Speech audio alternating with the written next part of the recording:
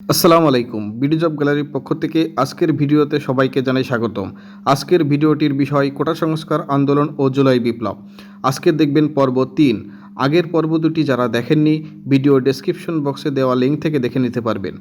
আজকে ৩টি বিষয় নিয়ে আলোচনা করব। নাম্বার ১, কোটা সংস্কার আন্দোলন থেকে জুলাই বিপ্লব, সরকার পতন ও নতুন বাংলাদেশের সূচনা। নাম্বার ২, জুলাই অভ্যুত্থানের কিছু গুরুত্বপূর্ণ শব্দগুচ্ছ, এগুলো লিখিত পরীক্ষা ও ভাইভাই পরীক্ষায় আসার মতো। নাম্বার ৩, কোটা সংস্কার আন্দোলন ও জুলাই বিপ্লব নিয়ে 40টি গুরুত্বপূর্ণ এমসিকিউ প্রশ্ন। আজকের পিডিএফ ফাইলটি যারা নিতে চান কমেন্ট করে জানিয়ে দিবেন। আশা করি ভিডিও শেষ পর্যন্ত দেখবেন এবং ভালো লাগলে অবশ্যই চ্যানেলটি সাবস্ক্রাইব করে বিডি জব গ্যালারির সাথে থাকবেন। তাহলে চলেন শুরু করা যাক। কোটা সংস্কার আন্দোলন থেকে জুলাই বিপ্লব, সরকার পতন ও নতুন বাংলাদেশের সূচনা। 5 জুন হাইকোর্ট সরকারি চাকরিতে নবম থেকে 13তম গ্রেড মুক্তিযোদ্ধা কোটা বাতিলের পরিপত্র অবৈধ ঘোষণা করেন। 1 জুলাই বৈষম্য বিরোধী ছাত্র আন্দোলন নামক সংগঠন গঠন করা হয়। 6 জুলাই বৈষম্য বিরোধী ছাত্র আন্দোলনকারীরা বাংলা ব্লকেট নামক কর্মসূচি ঘোষণা করে। 16 জুলাই পুলিশের গুলিতে প্রথম শহীদ হয় আবু সাঈদ, রংপুর বেগম রোকেয়া বিশ্ববিদ্যালয়ে ইংরেজি বিভাগের 12তম ব্যাচের শিক্ষার্থী। 17 জুলাই শিক্ষার্থীরা সারা দেশে কমপ্লিট শাটডাউন নামে কর্মসূচি ঘোষণা করে। কর্মসূচিটি 18 থেকে 22 জুলাই পর্যন্ত পালন করা হয়। 18 জুলাই ঢাকার উত্তরাতে বিইউপি শিক্ষার্থী মীর মাহফুজুর রহমান মুগ্ধ মাথায় গুলিবিদ্ধ হয়ে নিহত হন। 19 জুলাই বৈষম্য বিরোধী ছাত্র আন্দোলনকারীরা 9 দফা দাবি পেশ করে। 21 জুলাই কোটা পুনর্বহাল সংক্রান্ত সর্বোচ্চ আদালতের রায় হয়। রায়ে বলা হয় মেধাভিত্তিক 93%, ক্ষুদ্র নিগোষ্ঠী 1%, মুক্তিযোদ্ধা ও তাদের সন্তান 5%, প্রতিবন্ধী ও তৃতীয় লিঙ্গ 1%। 27 জুলাই পুলিশ আন্দোলনকারী শিক্ষার্থীদের ধরতে সারা দেশে এলাকায় এলাকায় ব্লক রেইড পরিচালনা করে। 30 জুলাই এই দিন সরকার সহিংসতায় নিহত ব্যক্তিদের স্মরণে রাষ্ট্রীয় শোক দিবস ঘোষণা করে। বৈষম্য বিরোধী ছাত্র আন্দোলন সারা দেশে মার্চ ফর জাস্টিস পালন করার ঘোষণা দেয়।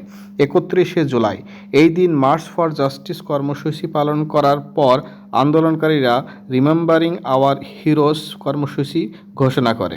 1 আগস্ট সরকার জামায়াতে ইসলামী ও ইসলামী ছাত্র শিবিরকে নিষিদ্ধ করে প্রজ্ঞাপন জারি করে। 2 আগস্ট শিক্ষক ও নাগরিক সমাজ দ্রোহযাত্রা কর্মসূচি পালন করে। 3 আগস্ট সরকারের পদত্যাগের 1 দফা দাবিতে উত্তাল বাংলাদেশ। ঢাকায় কেন্দ্রীয় শহীদ মিনারে শিক্ষার্থীসহ লাখো মানুষ সমবেত হয়। 4 আগস্ট বৈষম্য বিরোধী ছাত্র আন্দোলনের সমন্বয়করা সারা দেশে নাগরিকদের 5 আগস্ট মার্চ টু ঢাকা কর্মসূচির আহ্বান জানায়। 5 আগস্ট রাষ্ট্রপতি মোহাম্মদ শাহাবুদ্দিনের নিকট পদত্যাগপত্র জমা দিয়ে দেশত্যাগ করেন শেখ হাসিনা।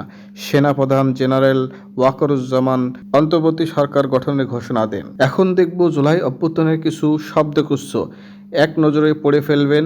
এগুলো খুবই গুরুত্বপূর্ণ, লিখিত এবং ভাইভা পরীক্ষায় আসার মতো প্রশ্ন। Complete shutdown. কমপ্লিট শাটডাউন বলতে সর্বাত্মক অবরোধ বোঝায়। এই কর্মসূচি চলাকালে শুধু হাসপাতাল ও জরুরি সেবা ছাড়া কোনো প্রতিষ্ঠানের দরজা খুলে না, অ্যাম্বুলেন্স ছাড়া সড়কে কোনো গাড়ি চলে না। 18 থেকে 22 জুলাই 2024 এই কর্মসূচি পালন করা হয়। March two Dhaka. 6 আগস্ট 2024 বৈষম্য বিরোধী ছাত্র আন্দোলনের নেতারা সারা দেশে ছাত্র, নাগরিক, শ্রমিকদের ঢাকায় আসার আহ্বান জানান, যাকে বলা হয় মার্চ টু ঢাকা। তবে আরেক ঘোষণায় এই কর্মসূচি এগিয়ে 5 আগস্ট 2024 নিয়ে আসা হয়। আন্দোলনের মুখে প্রধানমন্ত্রী পদ থেকে পদত্যাগ করে দেশ ছাড়ে ভারতে আশ্রয় নেন শেখ হাসিনা। বাংলা ব্লকেট। 7 থেকে 12 জুলাই 2024 সারা দেশে স্কুল, কলেজ, বিশ্ববিদ্যালয়ের শিক্ষার্থীদের ক্লাস বর্জন, নিজ নিজ শহরে বাংলা ব্লকেট। বিভিন্ন গুরুত্বপূর্ণ পয়েন্ট অবরোধ করাকেই বাংলা ব্লকেট নাম দেওয়া হয়। Digital crackdown. ইন্টারনেট বন্ধ করে বা সামাজিক যোগাযোগ মাধ্যম বন্ধ করে দিয়ে ব্যক্তি বা গোষ্ঠীর কণ্ঠস্বর, আচরণ, কার্যক্রম ইত্যাদি সীমাবদ্ধ করতে গৃহীত কঠোর পদক্ষেপকে ডিজিটাল ক্র্যাকডাউন বলা হয়। Resistant week. 13ই আগস্ট 2024 থেকে 4 দফা দাবিতে বৈষম্য বিরোধী ছাত্র আন্দোলনের ব্যানারে সারা দেশব্যাপী বিভিন্ন কর্মসূচির মাধ্যমে পালন করা হয় রেজিস্ট্যান্স উইক কর্মসূচি, দ্রোহযাত্রা কর্মসূচি। দ্রোহ অর্থ অন্যায়ের বিরুদ্ধে রুখে দাঁড়ানো বা অন্যায়ের বিরোধিতা করা। 1 আগস্ট 2024 তারিখে জাতীয় প্রেস ক্লাবের সামনে দ্রোহযাত্রা বিক্ষুব্ধ নাগরিক সমাজ এর ব্যানারে একটি সমাবেশ ও মিছিল অনুষ্ঠিত হয়। এই সমাবেশে ছাত্র, শিক্ষক ও সুধী সমাজ অংশগ্রহণ করে। March for justice. March for justice এমন একটি কর্মসূচি যা মানবাধিকার, সামাজিক ন্যায় বিচার ও আইনি সংস্কার নিশ্চিতের জন্য পালন করা হয়। 31শে জুলাই এই কর্মসূচি পালন করা হয়। Block Raid. অপরাধী আটক করতে কোনো এলাকা ঘেরাও করে বাড়ি বাড়ি তল্লাশি চালানোকে পুলিশের ভাষায় বলা হয় block raid. Remembering our heroes. সারা দেশে ছাত্র জনতার উপর গণহত্যা, গণগ্রেপ্তার সহ বিভিন্ন দাবি আদায়ের লক্ষ্যে 1 আগস্ট 2024 পালন করা হয় রিমেম্বারিং আওয়ার হিরোস কর্মসূচি। এর মধ্যে ছিল হতাহতদের নিয়ে পরিবার ও সহপাঠীদের স্মৃতিচারণ, চিত্রাঙ্কন, দেয়াল লিখন, ফেস্টুন তৈরি, মশাল মিছিল, পথনাটক, প্রতিবাদী গানের আসর ইত্যাদি। 36শে জুলাই। 36 জুলাই বলতে 2024 সালের 5 আগস্টকে বোঝানো হয়েছে। বৈষম্য বিরোধী ছাত্র আন্দোলনকারীরা দাবি পূরণ না হওয়া পর্যন্ত জুলাই মাস গণনা করার কথা জানান। তারা 1 আগস্টকে 32 জুলাই হিসেবে গণ্য করতে থাকেন। 5 আগস্ট 36 জুলাই শেখ হাসিনা পদত্যাগের মাধ্যমে আন্দোলনের সফলতাকে আন্দোলনকারীরা দ্বিতীয় স্বাধীনতা ও দিনটিকে 36 জুলাই হিসেবে অভিহিত করেন। গণপদযাত্রা। পদযাত্রা বলতে পায়ে হেঁটে কোনো দিকে গমন করাকে বোঝায়। অসংখ্য মানুষ যখন কোনো দাবি দেওয়ার প্রেক্ষিতে পদযাত্রায় অংশগ্রহণ করে তখন তাকে গণপদযাত্রা বলা হয়। 14 জুলাই 2024 আন্দোলনরত শিক্ষার্থীরা ঢাকায় গণপদযাত্রা করে রাষ্ট্রপতি মোহাম্মদ শাহাবুদ্দিন বরাবর স্মারকলিপি প্রদান করে। অসহযোগ আন্দোলন। অসহযোগ শব্দের অর্থ হল অসহযোগিতা বা সাহায্য না করা।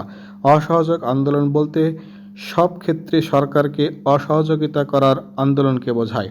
3 আগস্ট 2024 অনির্দিষ্টকালের জন্য অসহযোগ আন্দোলনের ডাক দেওয়া হয়। অসহযোগ আন্দোলনের রূপরেখা ছিল কোনো ধরনের ট্যাক্স, বিল ইত্যাদি পরিশোধ না করা এবং সকল ধরনের সরকারি, বেসরকারি প্রতিষ্ঠান ও গণপরিবহন বন্ধ রাখা। ফ্যাসিবাদ। ফ্যাসিবাদ ইতালীয় শব্দ ফ্যাসিসমো ফ্যাসিসিয়া শব্দ থেকে উদ্ভূত, যার অর্থ হচ্ছে লাঠির বান্ডিল বা ল্যাটিন শব্দ ফ্যাসিস থেকে উদ্ভূত। ইতালির মুসোলিনি নিজের আন্দোলনের প্রতীক হিসাবে ফ্যাসিস গ্রহণ করেন। তাকে ফ্যাসিবাদের প্রবক্তা বলা হয়। 1922 সালে তিনি ইতালিতে ফ্যাসিবাদ প্রতিষ্ঠা করেন। ফ্যাসিবাদী রাজনৈতিক দল ও আন্দোলনের যেসব বৈশিষ্ট্য তা হলো স্বৈরাচারী নেতৃত্ব, বিরোধীদের জোরপূর্বক দমন, রাষ্ট্রের সকল বিভাগের উপর কঠোর নিয়ন্ত্রণ আরোপ করা ইত্যাদি। এখন দেখব কোটা সংস্কার আন্দোলন ও জুলাই বিপ্লব নিয়ে 40টি গুরুত্বপূর্ণ এমসিকিউ প্রশ্ন। 36 জুলাই বলতে কোন তারিখকে বোঝানো হয়েছে? উত্তর গ 5 আগস্ট। জুলাই শহীদ স্মৃতি ফাউন্ডেশন প্রতিষ্ঠিত হয় কবে? উত্তর ক 10 সেপ্টেম্বর 2024। জুলাই শহীদ স্মৃতি ফাউন্ডেশনের সভাপতি কে? উত্তর খ ডক্টর মোহাম্মদ ইউনুস। শহীদ স্মৃতি ফাউন্ডেশনের সাধারণ সম্পাদক কে? উত্তর ঘ সার্জিস আলম। আবু সাঈদ শহীদ হন কবে? উত্তর গ 16 জুলাই। জুলাই বিপ্লবের শহীদদের নিয়ে লেখা গান তোমাদের ভুলব না এর গায়ক কে? উত্তর ক শান শায়েক। শহীদ আবু সাঈদ কোন বিশ্ববিদ্যালয়ের ছাত্র ছিলেন? উত্তর ক বেগম রোকেয়া বিশ্ববিদ্যালয়। শহীদ আবু সাঈদ বেগম রোকেয়া বিশ্ববিদ্যালয়ের কোন বিভাগের ছাত্র ছিলেন? উত্তর খ ইংরেজি। শহীদ আবু সাঈদের গ্রামের নাম কি? উত্তর ক বাবনপুর। শহীদ আবু সাঈদের পিতার নাম কি? উত্তর গ মকবুল হোসেন। শহীদ আবু সাঈদের মাতার নাম কি? উত্তর খ মনোয়ারা বেগম। শহীদ আবু সাঈদ কত সালে জন্মগ্রহণ করে? উত্তর গ 2001 সালে।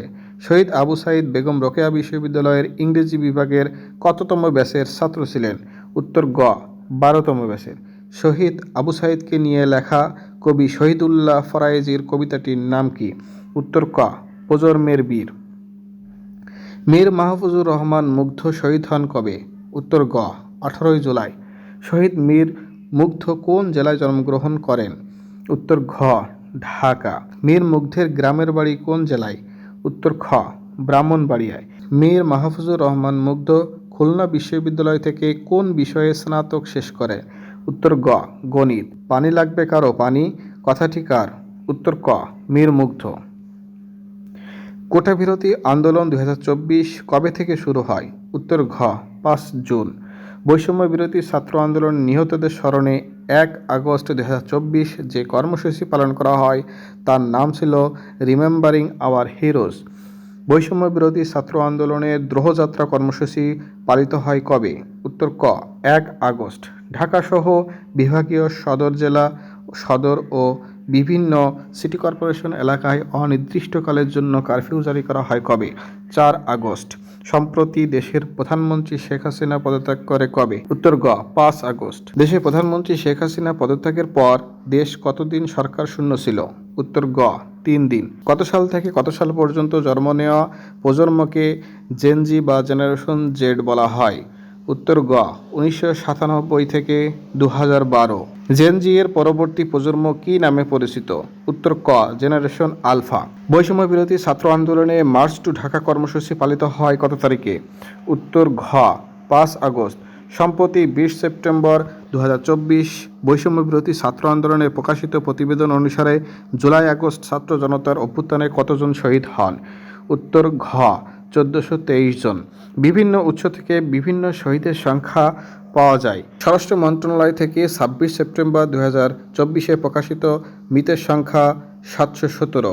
স্বাস্থ্য মন্ত্রণালয় থেকে প্রকাশিত 7 অক্টোবর 2024 737 জন। হিউম্যান রাইটস সাপোর্ট সোসাইটি থেকে 24 অক্টোবর 2024 সালে প্রকাশিত হয় 686 জন। বৈষম্য বিরোধী ছাত্র আন্দোলন 20 সেপ্টেম্বর 2024 সালে প্রকাশিত হয় 1423 জন। MUSCportal.gov.bd থেকে প্রকাশিত হয় 22 ডিসেম্বর 2024 858 জন। নাটক কম করো প্রিয় কার্টুনটির শিল্পী কে? উত্তর ক র্যাটস আসিফ। উন্নত মমশির শিল্পকর্মটি জুলাই বিপ্লবের কোন শহীদকে নিয়ে অঙ্কিত? উত্তর ক আবু সাইদ। চির উন্নত মমশির স্বাধীনতা স্কোয়ারটি কোথায় অবস্থিত? উত্তর ক রংপুর পুলিশ লাইন কলেজ মাঠ। 18 ডিসেম্বর 2024 সালে Rangpur police line school and college মাঠে চির উন্নত মমশির নামে স্বাধীনতা স্কোয়ারটি উদ্বোধন করে কবি আব্দুল হাই শিকদার। জুলাই অভ্যুত্থানের স্মৃতি জাদুঘরটি কোথায় স্থাপন করা হয়েছে? উত্তর খ গণভবন। 5 সেপ্টেম্বর 2024 সালে সাবেক প্রধানমন্ত্রী বাসভবন হিসেবে ব্যবহৃত গণভবনকে জুলাই গণহত্যা স্মৃতি জাদুঘর হিসেবে প্রতিষ্ঠা করার সিদ্ধান্ত গৃহীত হয়। 36 জুলাই তথ্যচিত্রটি নির্মাণ করেন কে? উত্তর খ দেবাশিস বিশ্বাস। দি আর্ট অফ ট্রায়াম্ফ কি? উত্তর ক গ্রাফিতি সংকলন। নবম দশম শ্রেণী পাঠ্য বইয়ের জুলাই অভ্যুত্থানের উপর কতটি গদ্য যুক্ত করা হয়েছে? উত্তর খ 2টি। ছাত্র জনতা আন্দোলনের মুখে শেখ হাসিনা সরকার পতন ঘটে কবে? উত্তর ক 5 আগস্ট। ঐক্য অথবা মৃত্যু কার্টুনটির শিল্পী কে? উত্তর গ রাইদ হোসেন। জুলাই আগস্ট বিপ্লবের সময় বাংলাদেশি তরুণদের আঁকা গ্রাফিতি ও মুরাল বিষয়ক বইটির নাম কি? উত্তর খ দ্য আর্ট অফ ট্রায়াম্ফ। নবনির্মিত জুলাই শহীদ স্মৃতি ভবন কোন বিশ্ববিদ্যালয়ে অবস্থিত? উত্তর ক ঢাকা বিশ্ববিদ্যালয়। কোটা সংস্কার আন্দোলন নিয়ে 3 পর্বের আজকের ভিডিওটি এই পর্যন্তই। ভিডিও শেষ পর্যন্ত থাকার জন্য সকলকে ধন্যবাদ। চ্যানেলটি সাবস্ক্রাইব করে পাশে থাকবেন এবং আগামী ভিডিওটি দেখার আমন্ত্রণ জানিয়ে আজকে এই পর্যন্তই শেষ করছি। আসসালামু আলাইকুম, আল্লাহ হাফেজ।